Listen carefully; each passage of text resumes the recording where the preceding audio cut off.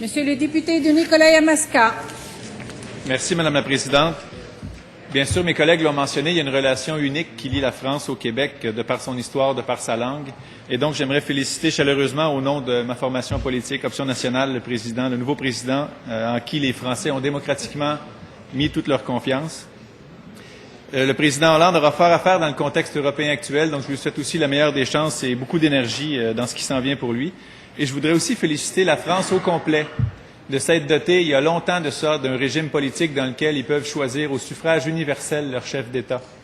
De s'être doté aussi d'un régime politique dans lequel les élections sont à date fixe pour éviter tout le cirque qu'on est en train de vivre en ce moment au Québec, à savoir quand est-ce qu'un seul homme décidera que c'est le moment opportun pour lui de déclencher des élections.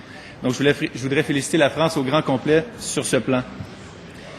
Pour revenir à la relation unique qui lie le Québec et la France, on peut aussi, je pense, espérer que le nouveau président Hollande respectera beaucoup mieux que son prédécesseur le principe de non-ingérence, non-indifférence dans les affaires politiques des autres peuples avec qui il y a des relations.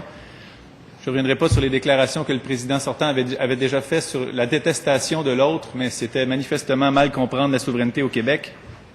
Et on y voyait une certaine influence d'un certain domaine de Sagard que lui-même ne niait pas. Et d'ailleurs, pendant que l'ancien président français était influencé par Sagard, il y avait un certain chef de gouvernement québécois qui dormait à Sagard. Donc, la bonne nouvelle, c'est que les Français, démocratiquement, ont signifié son congé au premier, et j'ai bonne confiance que les Québécois sauront bientôt montrer leur choix clair au deuxième.